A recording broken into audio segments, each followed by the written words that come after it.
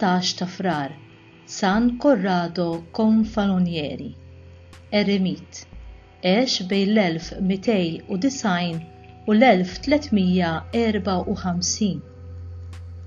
Corrado kien nobbli mill-belt ta' Pjaċenza fl-Italja ta' fuq. Meta kien għadu żagħżugħ iżżewweġ u qabad il-karriera militari. Huwa kien miġnun wara l-kaċċa tal-annimali. Jum minnhom, waqt li kien għall-kaċċa aktarx biex igerrex xi annimali, qabbad nar li jagħmel ħsara kbira. Wieħed raġel li kien jgħix fil-bosk ġie akkużat b'din il-ħsara. Bdew jittorturawh biex jammetti u kienu se jgħalquh. Corrado kellu l-kuraġġ jistqar il-ħtija tiegħu u li kien lest jagħmel tajjeb għall-ħsara li saret bġidu u bġid martu. Wara li qasmu kull ma fadlilhom, huwa u martu Kjara bdew japprezzaw l-ideal ta' San Franġisk. Il-mara daħlet mal-Klarissi u Corrado sar terzjarju Franġiskan. Il-qaddis għamel żmien jiġġerra minn post għal ieħor ifittex post fejn seta' jinġabar jgħix ħajja fil-kwiet ma' Alla. Jingħad li l-qaddis anki żar Malta u minn hawn wara ftit telaq lura lejn Sqallija, niżel il-port ta' Pollazzolo u mbagħad mar f'Noto Antico. Minn hawn mar Val d'Enoto fejn qadda l-aħħar 30 sena ta' ħajtu jgħix għalih waħdu ġewwa qar f'ħajja ta' talb u penitenza bħala eremit. Ħafna kienu jmorru għandu għal pariri u miet fit-19 ta' frar tal-1354. Il-fdal tiegħu jinsab meqjum ġo urna rikka u artistika fil-katedral iddedikat lilu f'Noto u hawn huwa l-patrun ta' dik il-belt u d-djoċesi. Huwa wkoll il-qaddis protettur tal-kaċċaturi. Il-Papa Iljun 10 ippermetta l-festa tiegħu għal Noto fl-1515 waqt li l-Papa Pawlu III taħ it-titlu ta' qaddis. U l-Papa Urbanu VIII fl-1644 approva il-festa tiegħu għal kalendarju ta' ordni kollu Franġiskan. Lejh jirrikorru speċjalment f'każi ta' ernja u bla dubju ta' xejn u mudell mill-isbaħ tal-ħajja tat-talb u l-kontemplazzjoni.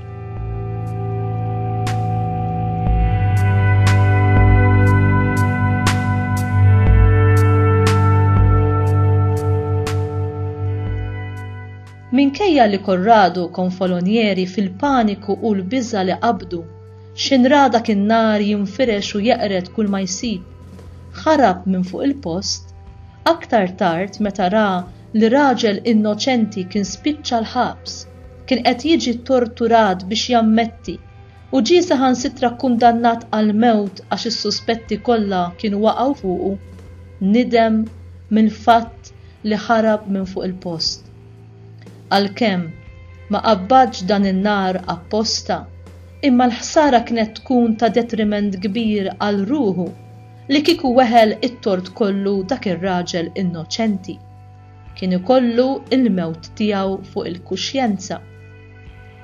Nidem u b'kuraġġ ta' min jażel li jaffaċċja l-konsegwenzi ta' emilu, Corrado jistqar is-sewwa kollu u jħallas il-prezz li swielu kważi ġidu kollu. Imma jekk tilef il-ġid materjali, żgur li jakkwista s-salvazzjoni ta' ruħu, paċi kbira f'qalbu u serħan f'moħħu u skopra fl-imkien ma' martu li kellhom sejħa Franġiskana x'jgħixu. Il-faqar li daqu wassalhom biex jgħixu is-sejħa tal-fqir ta' Assisi u hawn Corrado jgħix ħajja ta' qdusija kbira u ħafna nies irċevew minn għandu pariri mill-aqwa. Imma x'inhi l-indiema? Xtaqt naqsam magħkom xi ħsibijiet ta' Franġiskan ieħor, Sant'Antní, dwar l-indiema.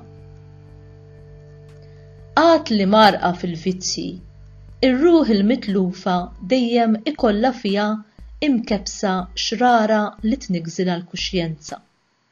Ruħ il-midneb, hekk kif taraf il-ħażen ta' dnuba, għandha tibda titlob hekk.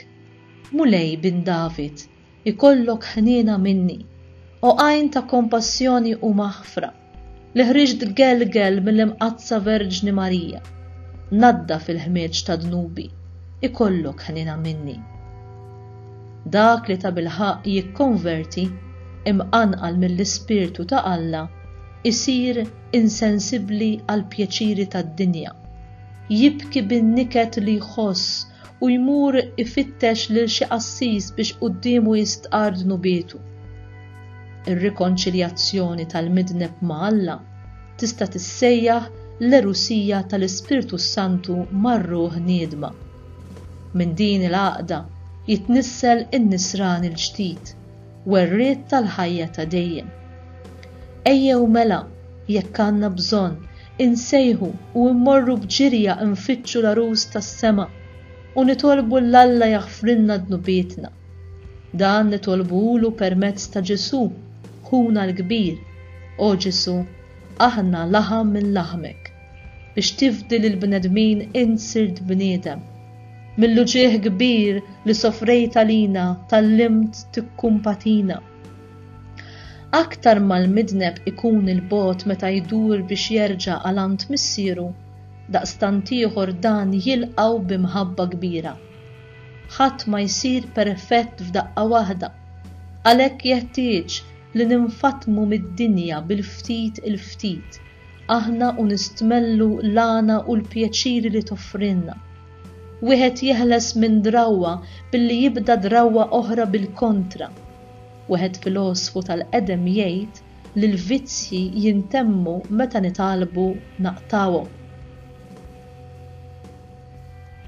Jekk wieħed irid jindem ta' bilħaq, m'għandux jistrieħ fuq il-merti tiegħu. Ma jimlix rasu bil-ġid li jagħmel iżda b'soba u mistħija imur juri fil-qrar il-ħażen kollu li jagħmel. U mhux biżżejjed li jaraf li hu midneb, iżda jekk xi ħadd iċanfru għal dnubietu għandu joqgħod ġwejjed b'umiltà. Jekk ma jagħmilx hekk, juri li ma nidimx ta' bilħaq. Kemm kbira t-tiba ta' Alla, kemm xejn ma jista' joqgħod ħdej id-dinjità tal-bniedem. Min jammar fl-eternità jinżel jammar fil-qalb umli u fir-ruħ niedma.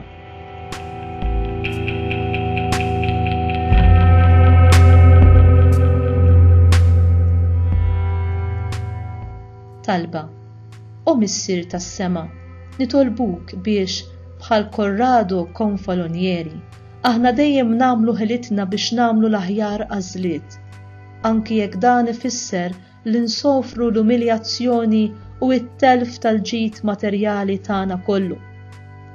Corrado sofra dan kollu imma għax għażel li jmut għalih innifsu u jgħix għalik huwa kiseb ir-rispett u l-venerazzjoni ta' ħafna u issa qed igawdi premju etern miegħek li jmur lil hemm minn kwalunkwe pussess jew unur ta' din id-dinja materjali. Nitolbuk dan bi Kristu Sidna. Amen.